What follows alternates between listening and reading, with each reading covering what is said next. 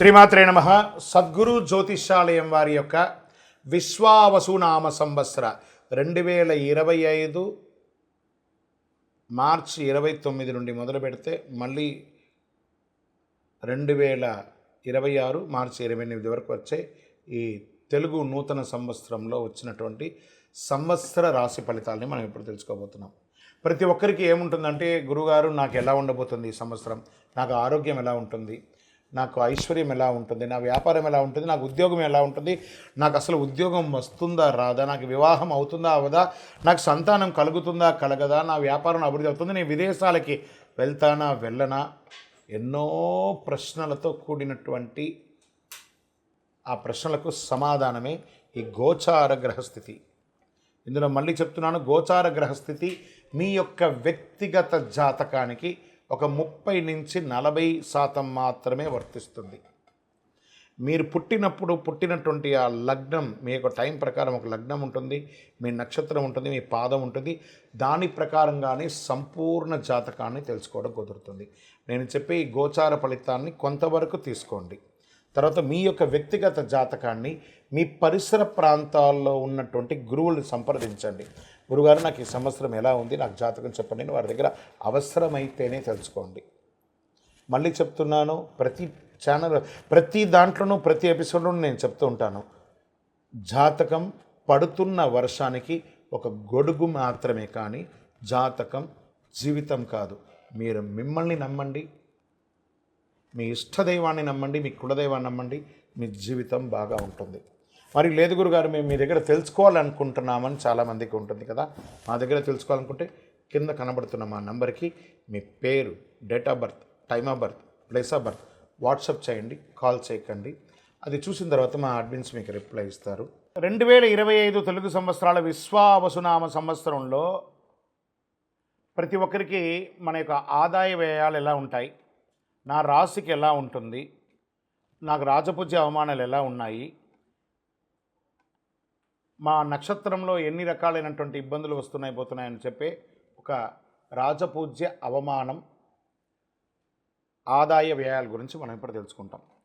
కన్యా రాశి వారికి ఉత్తరా నక్షత్రం 2, 3, 4 పాదములు, హస్తా నక్షత్రం, చిత్తా నక్షత్రం మొదటి పాదాలకి ఆదాయం 14, వ్యయం 2, రాజపూజ్యం 6, అవమానం 6. కన్యా రాశి ఉత్తరా ఫల్గుణి నక్షత్రం 2, 3, 4 పాదములు, హస్తా నక్షత్రం 1, 2 పాదములు,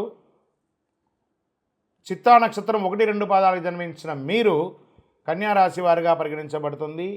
ఈ యొక్క విశ్వావసునామ సంవత్సరం మీకు శుభాశుభ ఫలితాలు ఎలా ఉన్నాయి అంటే, ఈ సంవత్సరం చైత్ర శుక్ల పక్షం నందు తిరిగి కార్తీక మార్గ స్థిరముల యందు షష్ఠ శని కావున అనుకూలమైనటువంటి కాలం, చాలా అద్భుతం. కన్యారాశి వారికి పట్టిందల్లా బంగారం. Get ready. తలచిన కార్యాలు చాలా వరకు విజయం, శుభకార్య అనుకూలత, వివాహ, ఉపనయన, గృహప్రవేశ, అన్ని రకాలైనటువంటి యోగం. ఉద్యోగంలో మీరు కోరుకున్న చోట ట్రాన్స్ఫర్స్, ప్రమోషన్స్, ఇంక్రిమెంట్స్, మంచి అవార్డ్స్, రివార్డ్స్ అన్నీ కూడా పొందే ఒక అద్భుతమైనటువంటి సంవత్సరం విశ్వావసునామ సంవత్సరం. కన్యారాశి వారికి నక్కతోక తొక్కినట్టే ఈ సంవత్సరం అని కూడా చెప్పుకోవచ్చు. గురుగారు మీరు చెప్తున్నారు మాకు జరగట్లేదంటే, ఇది గోచార ప్రకారం చెప్పాను. మీ వ్యక్తిగత జాతకాన్ని దీంతో కంపేర్ చేసుకొని మాట్లాడకండి. అప్పుడు మీ వ్యక్తిగత జాతకాన్ని తెలుసుకుంటే సంపూర్ణంగా తెలుస్తుంది.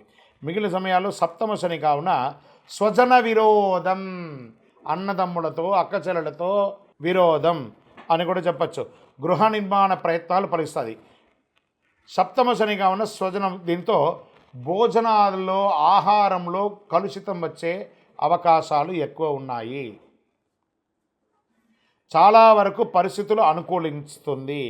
గౌరవ మర్యాదలు, కీర్తి ప్రతిష్టలు పెరుగుతాయి. దశమ గురువు అయినందువల్ల వృత్తి, ఉద్యోగ, వ్యాపారాలతో తరచుగా చిన్న చిన్న చిక్కులు, ఆస్తి కొనే విషయంలో, అమ్మే విషయంలో కాస్త నత్తనడకగా ఉంటుంది. కాస్త గౌరవభంగం అప్పుడప్పుడు కలిగే అవకాశాలు ఉన్నాయి. సంవత్సర ఆరంభం నుండి వైశాఖ బహుళం వరకు జన్మకేతువు, సప్తమ రాహువు అయినందున చిన్న చిన్న వృధా వ్యయం, వైరములు తరచూ వస్తూ ఉంటుంది. ఆరోగ్య లోపం జరిగే అవకాశాలు ఉన్నాయి. పిదప షష్టమ రాహు వ్యయకేతు ఒకటిచే సకల కార్యములందు జయం. ఇది ఎలాంటి మిశ్రమం? రాహుకేతువులు మిశ్రమంగా చేస్తున్నారు. ధైర్యము, శత్రుజయము, గో భూ లాభదానములు, ఆదాయానికి మించి వ్యయం అయ్యే అవకాశాలు కూడా కొన్ని సమయాలు రావడం, కొన్ని కార్యములందు విఘ్నాలన్నీ కూడా తొలగిపోతాయి. ప్రారంభంలో 2 మాసం ఎందు కార్తీక మార్గశ్రమణ ఎందు కుజానుకూలతచే భూగ్రహ సంపాదన, రియల్ ఎస్టేట్ వారికి, కన్స్ట్రక్షన్ వారికి, కన్స్ట్రక్షన్ మెటీరియల్స్ వారికి ఇది చాలా యోగకరమైనటువంటి కాలం అని కూడా చెప్పవచ్చు. ఇనుము, ఇంధనాలు, ఆయిల్, బెవరేజెస్ ఇవన్నీ కూడా చాలా అద్భుతంగా ఉంటుందని చెప్పచ్చు. వస్త్ర వ్యాపారులకి ఇది చాలా యోగకరమైనటువంటి వ్యాపార కాలం అని కూడా చెప్పవచ్చు. వ్యవసాయదారులకి చాలా అనుకూలమైనటువంటి సమయం. విద్యార్థులు, మీరు విదేశాలకు వెళ్ళి చదవాలనుకున్నారు, మీరు ఎంచుకున్న యూనివర్సిటీలో మీకు సీట్ దొరుకుతుంది. లేదా మేము విదేశాల్లో చదువుకున్నామండి, మంచి ఉద్యోగం అవకాశం ఉంటుంది. మేము వీసా స్టక్ అయిందండి, వాళ్ళకందరికీ వీసా స్టక్ అయ్యి విదేశీయ యానం చేసే, సముద్రం దాటే ఒక అవకాశం కన్యా రాశి వారికి ఈ సంవత్సరం కలుగుతుంది. ప్రయత్నం చేసేవారికి. నాకు సంతానం కలగలేదండి చాలామందిగా ఉన్న వాళ్ళకి ఈ సంవత్సరం మీ ఇంట్లో చక్కగా బారసాల జరిగే సమయం ఆసనమైంది. మాకు వివాహం జరగలేదండి, అద్భుతంగా స్త్రీ పురుషులు ఇరువురికి గెట్ రెడీ, మంచి వరుడు, మంచి అమ్మాయి మీకు రాబోతున్నారు. అద్భుతమైనటువంటి వివాహాలు జరగబోతున్నాయి. వ్యాపారస్తులకి మీ యొక్క డెట్ స్టాక్ అంతా తొలగిపోయి అద్భుతమైనటువంటి వ్యాపారాలు జరిగే అవకాశాలు మెండుగా ఉన్నాయి. రాజకీయ నాయకులకి నామినేట్ పదవి వచ్చే అవకాశాలని, ప్రత్యేకించి స్పోర్ట్స్ వారికి చాలా యోగకాలంగా ఉంటుంది. ఇండస్ట్రీస్కి మీకోసం ఇండస్ట్రీస్ టూర్, ఇంటర్నేషనల్ టూర్ కూడా మీరు వెళ్ళి వచ్చే అవకాశాలు చాలా మెండుగా ఉన్నాయి. ఐటీ రంగం వారికి, మీడియా రంగం వారికి యోగకాలం అని కూడా చెప్పచ్చు. ఓవరాల్ ఈ విశ్వావసునామ సంవత్సరం జాక్పాట్ ఇయర్గా చెప్పచ్చు. మరి అలా ఉన్నా కూడా చిన్న చిన్న అబ్స్టకల్స్ వస్తున్నాయి కదా రాఘవ. మీరు ఏం చేయాలంటే మీ పరిసర ప్రాంతం, ఈ నక్షత్ర ప్రకారంగా కూడా ఎలా ఉందో చూద్దాం. రాశి సంగత ఉత్తరా పల్గుని వారికి సంవత్సర ప్రారంభం నుండి ఆషాఢ బహుళం వరకు జన్మతారేందు కేతువు, హస్తావారికి వైశాఖ బహుళం నుండి భాద్రపద బహుళం వరకు తిరిగి మాఘ బహుళం నుండి శనివేద కలదు. చిత్తా నక్షత్రం వారికి ఆషాఢ బహుళం నుండి సంవత్సరం వరకు నైదన తారయందు కేతు సంచరించడం వల్ల సంవత్సర ఆరంభం నుండి వైశాఖ శుక్లం వరకు తిరిగి భాద్రపద బహుళం నుండి మాఘ శుక్లం వరకు శనివేద, సంవత్సర ఆరంభం నుండి కార్తీక బహుళం వరకు రాహువేద కలుగుతుంది. మొత్తం మీద ఈ సంవత్సరం మిశ్రమంగా, లాభంగా ఎక్కువ శాతం ఉంటుంది. నష్టబాధం చాలా తక్కువ ఉంటుందని కూడా చెప్పచ్చు. మీ ఇష్ట దైవాన్ని ప్రార్థన చేయండి. మీ లక్కీ నెంబర్ 3 మరియు 5 అనే నెంబర్ కలిసి వస్తుంది. మీకు ఊదా రంగు, కాషాయం రంగు ఎక్కువ వాడడానికి ప్రయత్నం చేయండి.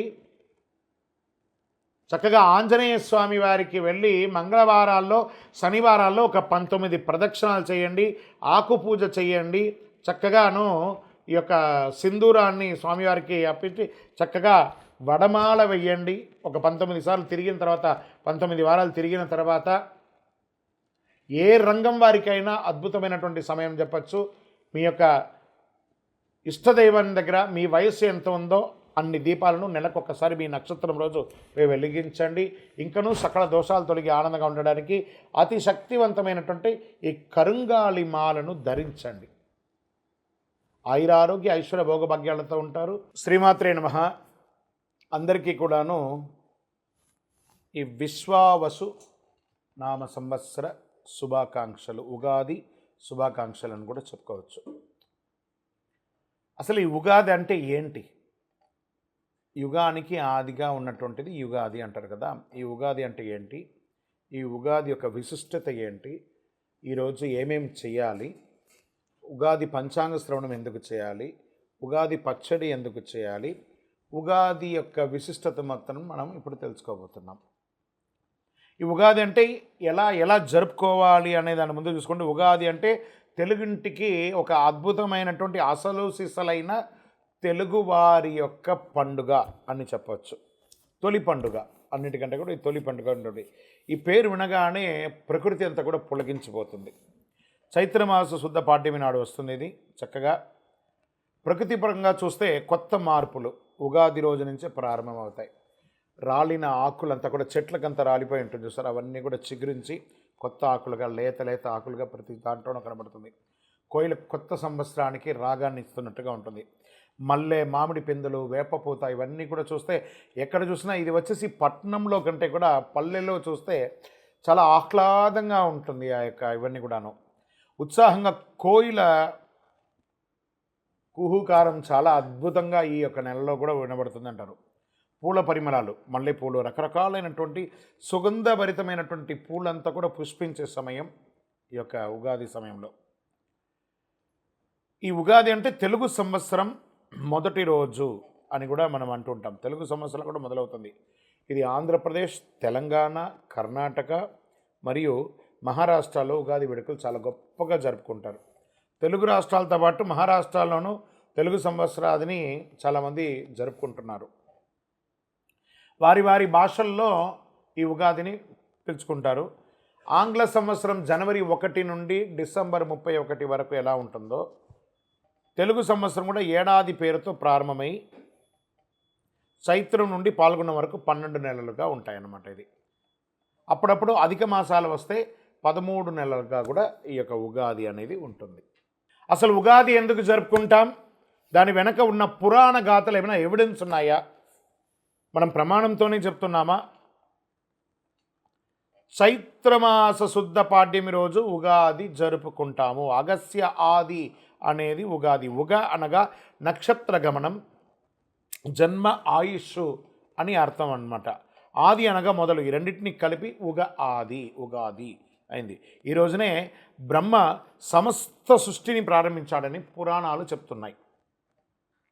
వైకుంఠనాథుడైనటువంటి విష్ణుమూర్తి మత్స్యావతారాన్ని ధరించి వేదాలను హరించిన సోమకాసురుని సంహరించి వేదాలను బ్రహ్మకు తిరిగి అప్పగించినటువంటి పర్వదినం ఉగాది. శాలివాహనుడు పట్టాభిషేకుడై శౌర్య పరాక్రమణతో శాలివాహన యుగకర్త బాసిల్లింది కూడా ఈ ఉగాది నాడే అని పురాణాలు పేర్కొంటున్నాయి. ఆదాయ వ్యయాలు, రాజపూజ్య అవమానాలు చెప్పడం జరుగుతుంది.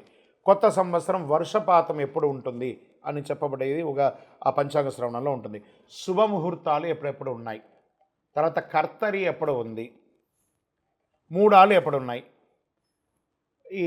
ఈ వాతావరణంలో ఏమైనా తేడా ఉందా, తర్వాత సంక్షోభం ఏమైనా ఉందా, అతివృష్టి అనావృష్టి ఏమైనా ఉందా, పంటలు ఎలా పండుతాయి, ప్రధానంగా పెళ్ళిళ్ళ సీజన్ అప్పటి నుంచి ప్రారంభమవుతుంది కాబట్టి పెళ్ళిళ్ళు ఎలా ఉన్నాయి, ముహూర్తాలు అసలు ఉన్నాయా లేదా, తిరిగి ఎప్పుడు మంచి ముహూర్తాలు వస్తాయి. ఉగాది రోజున పంచాంగ శ్రవణం అన్ని దేవాలయాల్లోనూ, అన్ని ఊరిలోనూ, మన గ్రామ పంచాయతీలో కానీ, రాష్ట్ర ప్రకారం అయితే పెద్ద పెద్ద అధికారుల ముందర కానీ, లేదా గవర్నర్ బంగ్లాలోనూ, సీఎం బంగ్లాల్లోనూ ఒక్కొక్క వారి యొక్క ప్రకారం అందరూ చేసుకోవడం జరుగుతుంది. ఇది పల్లెలా వాడలా జరుపుకునే ఒక అద్భుతమైనటువంటి పండుగ కాబట్టి ఇది ఉగాది. ఈరోజు పంచాంగ శ్రవణం వినడం వల్ల సంవత్సరం మొత్తంలో తిథివార నక్షత్ర యమగండ దుర్ముహూర్త వర్జ్యాలు మనం తెలుసుకోకపోయినా ఈ ఒక్కరోజు తెలుసుకోవడం వల్ల ఈ సంవత్సరానికి కావలసినట్టు ఉంటుంది. ఈ పంచాంగ శ్రవణం వినడం వల్ల ఆయుక్షేమం అవుతుంది, దీర్ఘాయుష్ పొందుతారు, ఐశ్వర్యాన్ని పొందుతారు.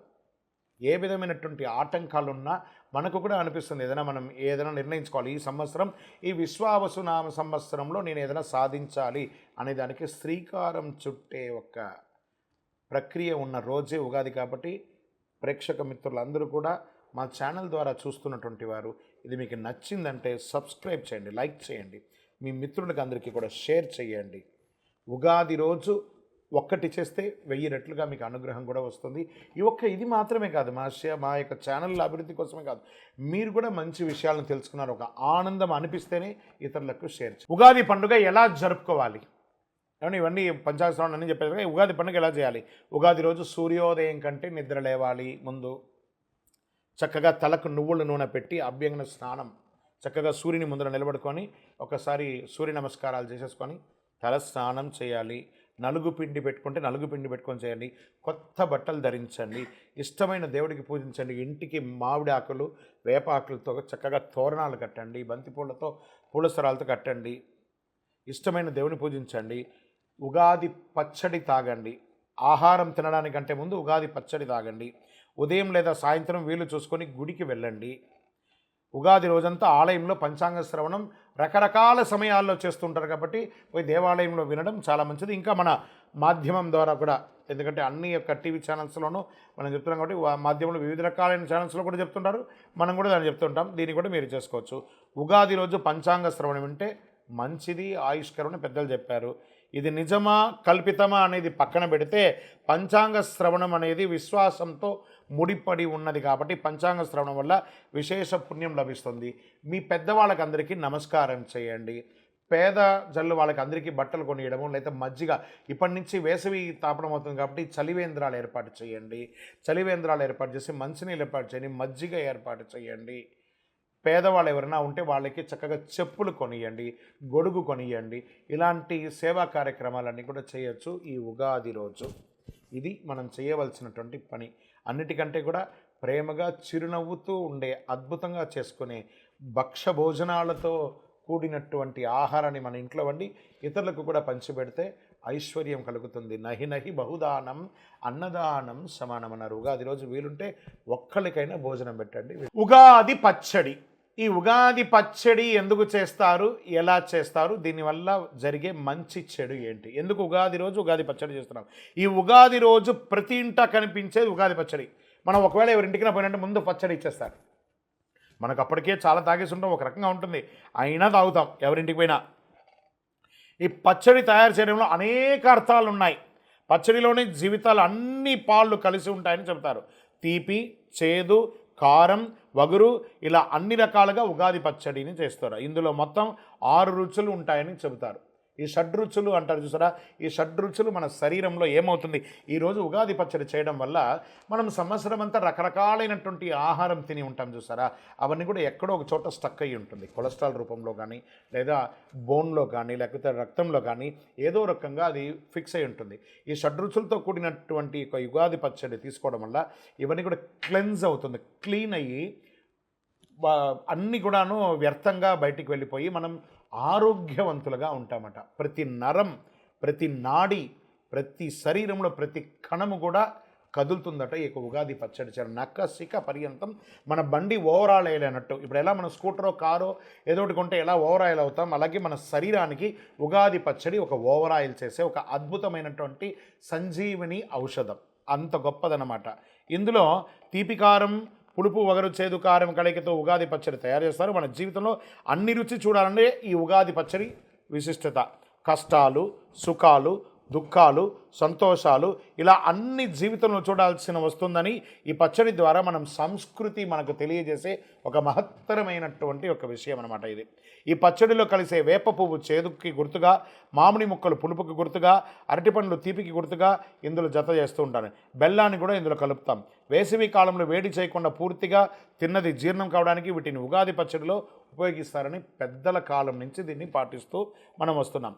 పచ్చడితోనే ఈ పచ్చడి తినడం ద్వారా జీవితం అంటే అర్థమయ్యేలా పూర్వీకులు ఈ తరం వారికి చెప్పే ఒక మిగిలినటువంటి మనకు ఒక అవశేషం అని కూడా చెప్పవచ్చు. ఈ జనరేషన్తో ఫాస్ట్ జనరేషన్ కదా, అలాంటిది ఒక మిగిలిందని ఒక అవశేషంగా చెప్పచ్చు.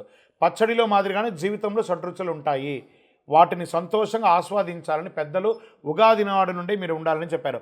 ఆరోగ్యకరమైనటువంటి ప్రయోజనాలు, అనేక ఔషధ గుణాలు ఉంది ఇందులో. శరీరంలో ఆరోగ్యాన్ని కాపాడుకోవడానికి ఈ రకమైనటువంటి రుచులు జీవితంలో అవసరమని కూడా చెప్పేలా ఉగాది పచ్చడి తయారు చేస్తారు. సుఖాలను ఎంత ఆనందంగా స్వీకరిస్తామో కష్టాలను కూడా అదే మాదిరిగా ఆనందంగా తీసుకుంటే జీవితంలో ముందుకు సాగి అద్భుతమైనటువంటి జీవితంలో ఈ విశ్వావసు నామ సంవత్సరంలో ఉగాది పచ్చడిలో ఉన్నటువంటి షడ్రుచులు ఉన్నట్టుగానే మీ జీవితంలో కూడా షడ్రుచులతో కూడినటువంటి జీవితంగా బతకాలని మనస్ఫూర్తిగా ప్రార్థిస్తున్నాం. విజయోస్తు.